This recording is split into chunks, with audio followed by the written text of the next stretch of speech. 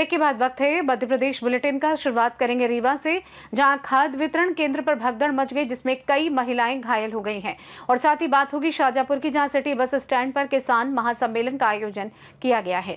ऐसी तमाम खबरों पर करेंगे विस्तार से चर्चा। किडनी हमारे शरीर का सिर्फ एक अंग नहीं, बल्कि एक ऐसा आधार है जो संपूर्ण स्वास्थ्य और जीवन की गुणवत्ता को सीधे प्रभावित करता है। इसी महत्व को ध्यान में रखते हुए Indian society of nephrology west zone chapter अपने वार्षिक वैज्ञानिक सम्मेलन का आयोजन 12 से 14 सितंबर तक इंदौर में करने जा रही है। इस 3 दिवसीय कॉन्फ्रेंस में देश भर के प्रमुख नेफ्रोलॉजिस्ट, शोधकर्ता और मेडिकल एक्सपर्ट शामिल होंगे। कार्यक्रम के दौरान किडनी स्वास्थ्य, बीमारियों के प्रबंधन, आधुनिक उपचार तकनीकों और नई शोध पर विशेष panel discussion, case study sessions और इंटरैक्टिव वर्कशॉप आयोजित होगी। इसका उद्देश्य प्रतिभागियों को नवीनतम जानकारी उपलब्ध कराना और पेशेवर नेटवर्क को मजबूत करना है। Indian society of nephrology west zone chapter की organising chairman doctor Pradeep Salgia ने कहा कि ISNWZ 2025 नेफ्रोलॉजी विशेषज्ञों के लिए ज्ञान और अनुभव साझा करने का उत्कृष्ट मंच है। ISNWZ 2025 न सिर्फ किडनी स्वास्थ्य के क्षेत्र में प्रगति को उजागर करेगा, बल्कि इस दिशा में सहयोग और नवाचार को बढ़ावा देने वाला एक सशक्त मंच भी साबित होगा। उनको 4 जोन में डिवाइड करते हैं। तो जो वेस्ट जोन है, उस वेस्ट जोन में 5 स्टेट आते हैं मुख्य। उनमें से गुजरात, महाराष्ट्र, मध्य प्रदेश, छत्तीसगढ़, गोवा और इस स्टेट के सभी नेफ्रोलॉजिस्ट साल में एक बार एकत्रित होते हैं। वो नेफ्रोलॉजी में जो नए नए एडवांसेस आए उनके बारे में डिस्कस करते हैं और उनमें क्या नई प्रॉब्लम्स आती वो डिस्कस करते हैं। बाहर से विशेषज्ञों को बुलाते हैं इसी फील्ड के, जो दूसरे जोन के होते हैं, उनके साथ बैठ के डिस्कस करते हैं। और ट्रांसप्लांट जो एक नया डेवलपिंग फील्ड है, उसमें भी जो नई नई जो टेक्निक्स है वो उसके बारे में डिस्कस करते हैं। तो हमने इस कॉन्फ्रेंस को इस प्रकार से डिवाइड किया है कि उसमें किडनी ट्रांसप्लांटेशन को पहले दिन कवर किया है, जिसमें किडनी ट्रांसप्लांटेशन की टेक्निक के बारे में डिस्कस करेंगे। उसके बाद डिजीज डोनर यानी कैडेवर ट्रांसप्लांट के बारे में डिस्कस किया जाएगा। नेक्स्ट डे के सेशन में जितने भी मध्य प्रदेश में पूरे जो हमारे वेस्ट जोन में जो डॉक्टर्स हैं किडनी डिजीज से रिलेटेड, उनके जो जितने भी शोध पत्र हैं वो करीबन 80-90 के आसपास हैं। उन शोध पत्रों को पढ़ा जाएगा, उनमें सिलेक्ट करके जो बेस्ट होंगे उनको अवार्ड दिए जाएंगे। इंदौर से CNews संवाददाता राकेश रायकवार के साथ ML शाह की रिपोर्ट।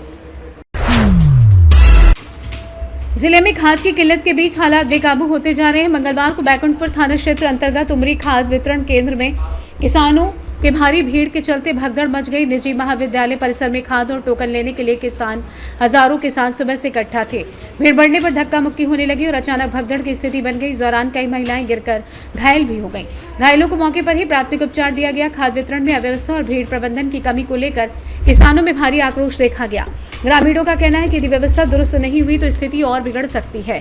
प्रशासनिक अधिकारियों के अनुसार किसानों को समय पर खाद उपलब्ध कराने और भीड़ नियंत्रित करने के लिए अतिरिक्त व्यवस्थाएं की जा रही हैं।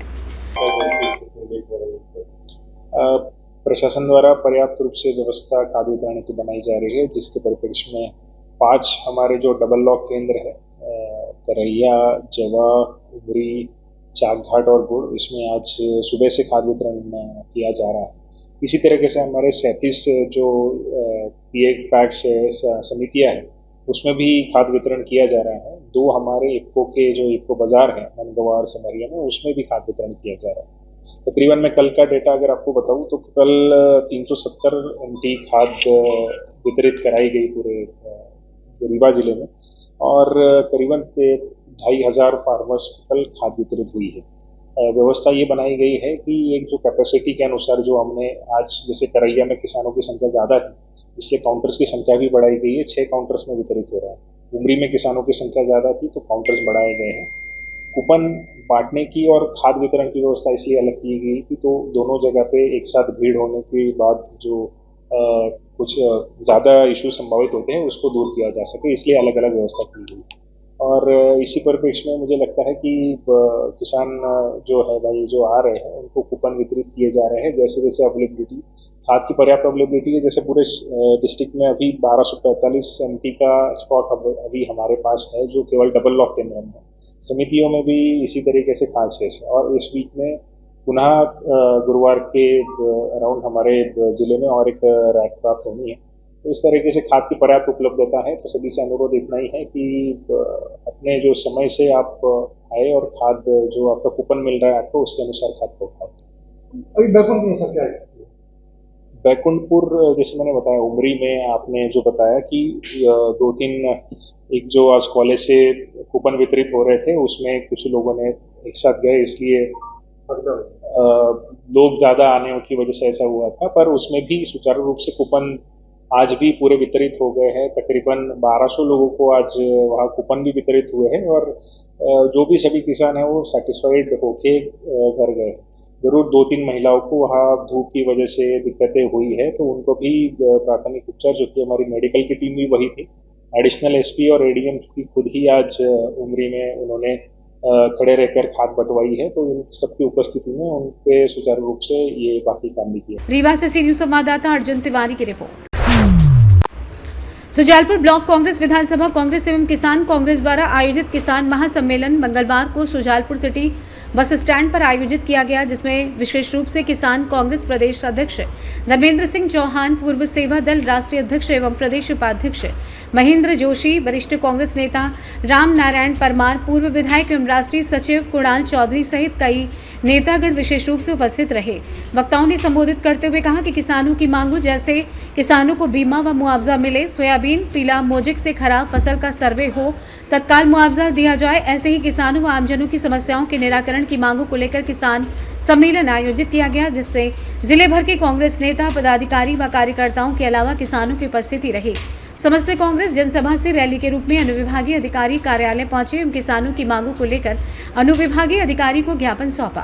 ब्लॉक अध्यक्ष मंगल सिंह राठौड़ ने संचालन किया। उक्त जानकारी जिला प्रवक्ता हसन रजा कुरैशी ने दी। सुजालपुर से सी न्यूज संवाददाता अरविंद की रिपोर्ट।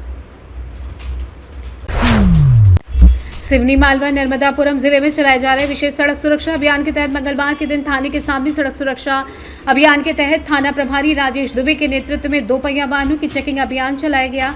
इस दौरान बगैर हेलमेट के वाहन चलाने पर और वाहनों में नंबर प्लेट नहीं होने के कारण पुलिस द्वारा 42 लोगों के वाहन चालान काटकर 13,000 रुपए की वसूली कर जुर्माना किया गया। थाना प्रभारी ने बताया कि वरिष्ठ अधिकारियों के निर्देश पर विशेष सुरक्षा अभियान चलाया जा रहा है, जो कि आज से 15 दिनों तक चलेगा। नगर के वाहन चालकों से थाना प्रभारी ने अपील की है कि वो अपनी सुरक्षा के लिए बगैर हेलमेट का 2 पहिया वाहन न चलाएं। 4 पहिया वाहन चालकों को सीट बेल्ट लगाकर ही ड्राइविंग करें।